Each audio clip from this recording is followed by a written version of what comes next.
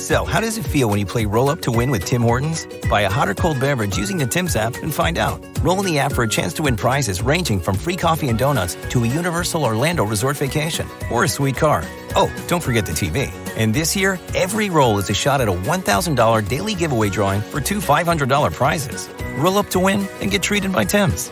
No purchase necessary. Account registration required. 50 U.S. and D.C. 18 plus entered by 4223. See rules at rolluptowin.com for free entry and full details. Void in Florida and where prohibited.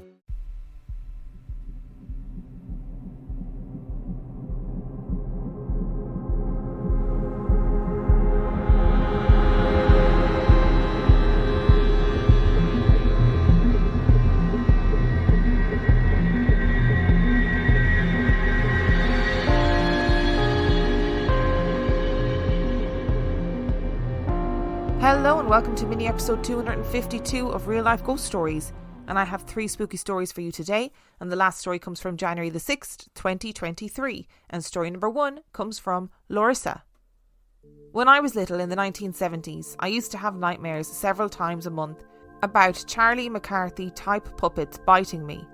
I don't remember when they started or when they stopped, but for years they terrified my sleep. There were 2 large windows in my bedroom, one of which the light from the corner street light streamed through, so my room was pretty well illuminated. I only mention this because waking up screaming and then lying awake until I could fall asleep again allowed me to see what my bedroom looked like at night at any given season. This was proof in my mind that what I once heard and something I saw were no dreams. One night after one of my puppet nightmares, I couldn't fall asleep. My younger sister and I shared a bedroom. She was fast asleep in her twin bed closest to the door, and I was, of course, wide awake. We lived in a big Victorian that my great-grandparents built, with wooden floors throughout. I started to hear coming down the hallway footsteps. They kept coming and then turned into our bedroom, and then they moved to the head of my sister's bed, and then they were almost at the space between our beds. There was nothing there that I could see, but the click of the shoes kept coming. I yelled, "Stop, don't come any closer." The clicking stopped, turned around, and clicked all the way back out the bedroom door. Another night I woke up with a start and sat up. Across the room, between the window and the dresser, was this thing that I can only describe as a smallish, dark, abominable snowman, maybe 6 feet tall. It had a small sack slung over its right shoulder. Before it went through the wall, it turned and looked at me and snarled. I once asked a psychic what it could have been. She didn't really have an answer as to what type of entity it was, but she did say there was a portal there and it was just passing through. One of my older sister lives there now, and she sleeps in that same bedroom, and thankfully she hasn't encountered that. The last thing of significance that happened to both my younger sister and me was when I was about 12 and she was 10.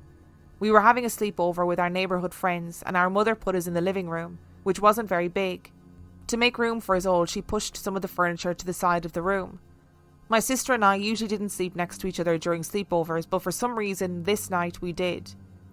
I was laying next to a big chair on my right that was turned sideways, and my sister was to my left. At some point during the night, we both woke up at the same time, looked up to the chair, and sitting there smiling down at us lovingly and leaning over a bit was a woman dressed in Victorian clothing and hairstyle, with her right arm resting on the arm of the chair and her left arm crossed over her right, with her wrist and her hand relaxed and hanging over a bit. She was as solid as a person, although she was also a bit luminous. We both buried our faces in our pillows. We asked each other if she was still there, but neither of us would look. Now I wish I would have had the courage to try and talk with her, as I believe she was one of our grandmothers. I just had to look up Charlie McCarthy because I didn't know what a Charlie McCarthy type puppet was, and now I know, and I'm horrified. If you don't know what a Charlie McCarthy type puppet is, it's one of those like proper old ventriloquist dummies. Not nice. That's what a nightmare to have. I wonder now, this is like, I'm making a big leap here, adding 2 and 2 together and getting 5, but I wonder if the footsteps that you heard, that click click click of footsteps into the room at your sister's bed, in between the 2 beds, I wonder, was that the residual energy of the grandmother that you saw later, that woman dressed in Victorian clothing with Victorian hairstyle, sitting watching the two of you while you were sleeping. I wonder, was it the same woman? Was it the same residual energy? I would love to know. And like you, I think I would wish that I'd ask questions, but there would be no way that I would be asking questions in the moment, absolutely. And listen, right? In regards to your abominable snowman that was 6 feet tall with a small sack slung over its right shoulder, now we know, I've just done the Van Meter episode, so I've pre-recorded this a good bit in advance, and now we know that there are ultra-terrestrials that pass through particular points of magnetic energy and that creature that you saw was obviously some sort of ultra-terrestrial. That is an absolute fact. The psychic that you saw was right. There was a portal in your bedroom. That is what happened, and you just happened to see it at the right time. There is no other reason, no other explanation as to why an abominable snowman would be in your bedroom in the middle of the night with a sack slung over its shoulder. There's no other reason. And story number 2 comes from Lindsay. I submitted 2 stories talking about Ouija boards, wind chimes and shadow people in 2021. My stories were featured on mini episode 145. This may not be as thrilling or as scary as normal episodes, but I wrote this seeking help or insight on the situation before it gets worse. I see them.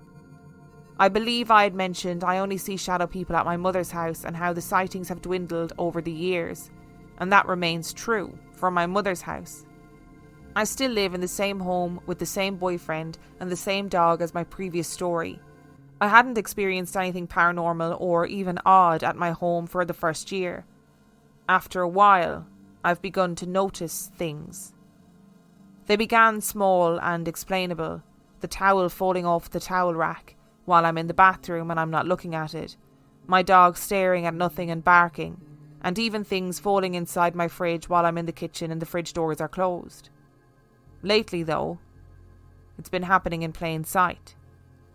I will be looking at the towel and it will be on the rack perfectly even, not too long on one side or the other, and it will just fall off, or even fly off like it has been yanked. It's startling to say the least because I'll be looking right at it. Clothes will fall off the hangers as I'm doing laundry, and creaking sounds happen in my basement. There are no creaking floors in the basement. All the floors are cement, with padding and carpet over that.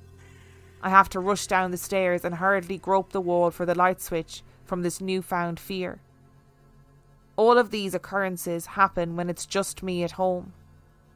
But the past few weeks, the shadow people have made themselves known. In my previous story, you had mentioned that I saw them more so as protectors, and I believe that is true for my mother's home. In my home, they give off the feeling of wickedness. The occurrences have been happening more frequently these past few months. It has made me uncomfortable to be in my home alone. My boyfriend jokes about it to me, but these happenings have become annoying and tiresome. I just want peace and for things to settle down. I'm afraid if I speak out in my home and tell them they need to knock it off, it will only get worse, as I know I will not say it confidently out of fear. I'm also afraid I'm just seeing things or thinking too much into things. I may be crazy, but once things started happening more frequently, a few times a week, I began to have medical issues. My insomnia has gotten worse. I had more kidney stones that required surgery that failed, and I was diagnosed with PCOS as well as more frequent headaches and body aches. I'm only 28 for goodness sake. The only respite I have is that we may be moving soon. Unfortunately, it is to my boyfriend's grandparents' house.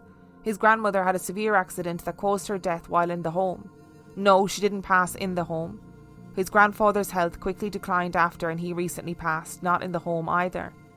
I'm afraid they will follow me there and feed off the energy already in the home. These shadow people are not protectors, and I fear they may become more mischievous and wicked.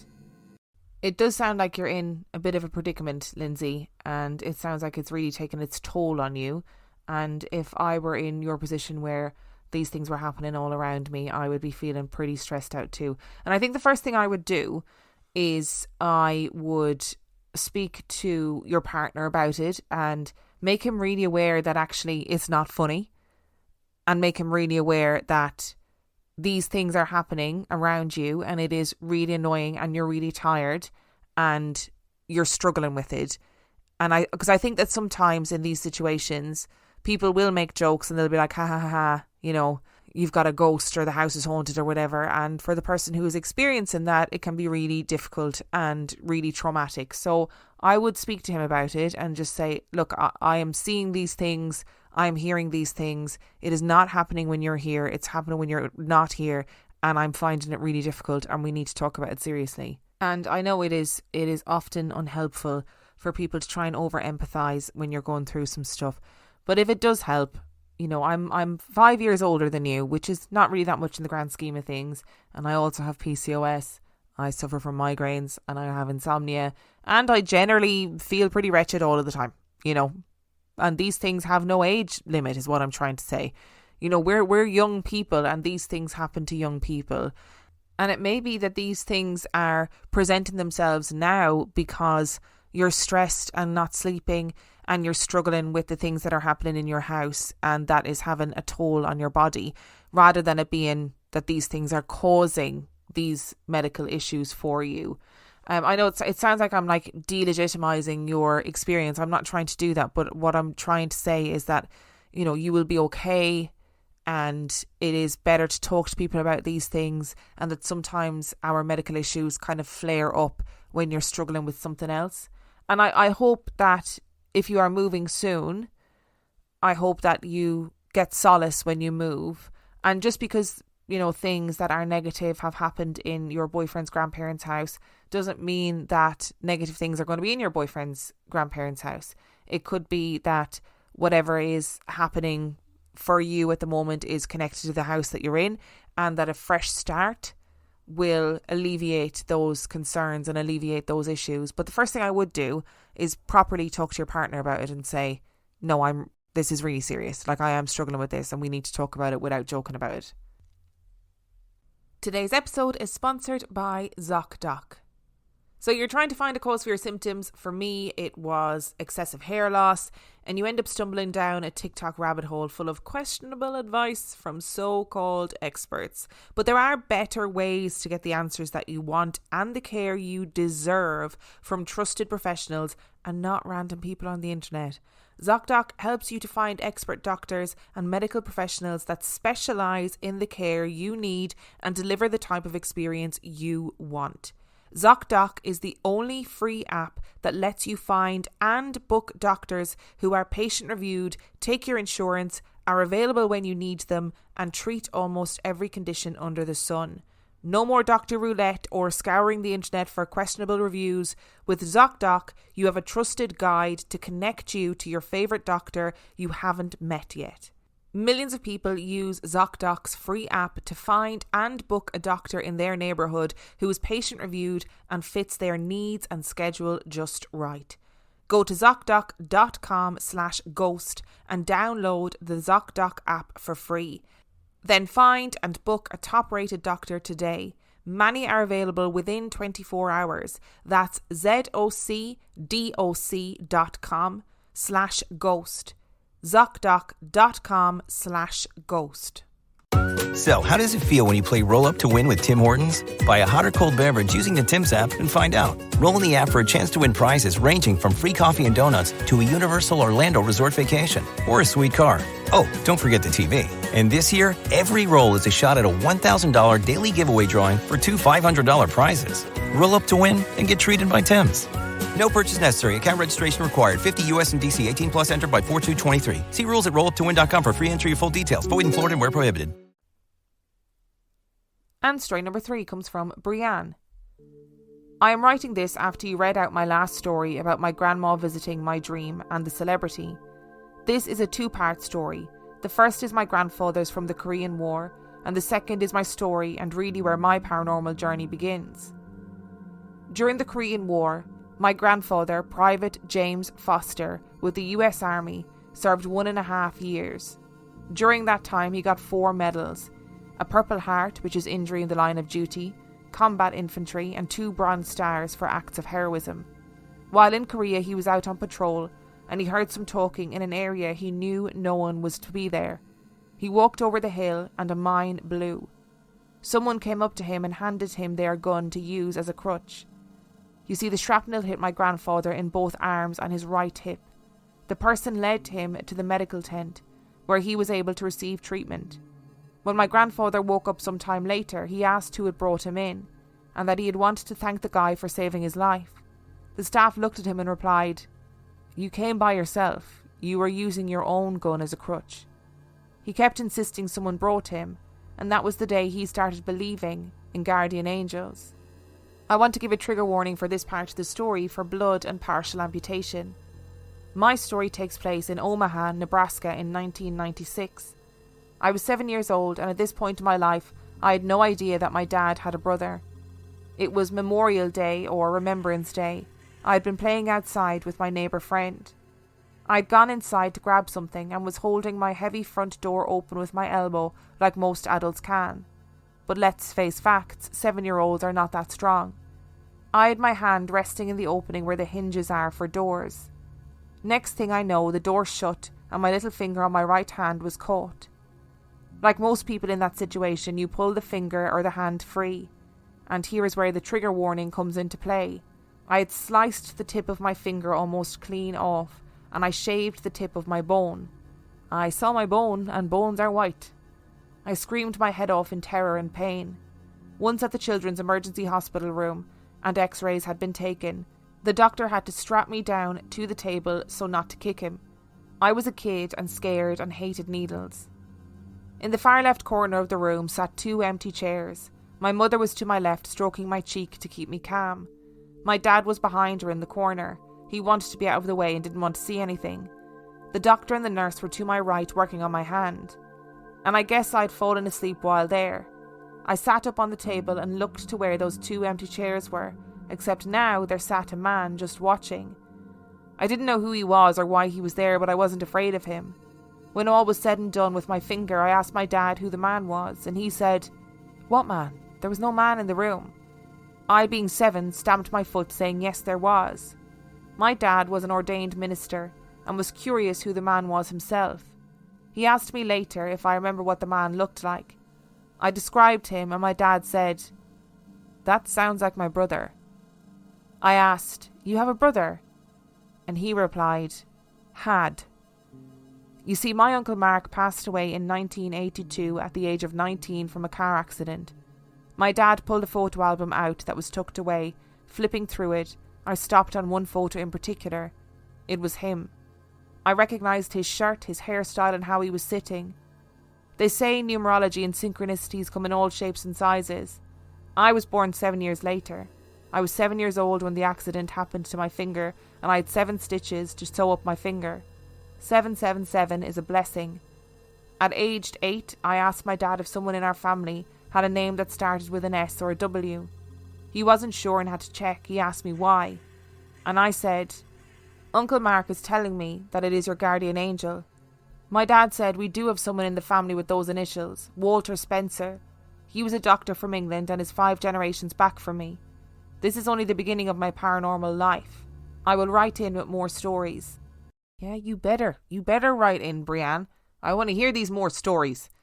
First of all, your story about your granddad fighting in Korea and sounds really like third man syndrome or the third man phenomenon, which is a pretty incredible concept, because I'd imagine that if this man, whether it's psychological, whether it's a guardian angel, whatever you want to call it, I know, people who talk about the third man phenomenon have different ideas about it, but that man, whatever he was, whoever he was, probably saved your grandfather's life by leading him to the medical tent, by presenting him with a gun to be able to lean on as a crutch.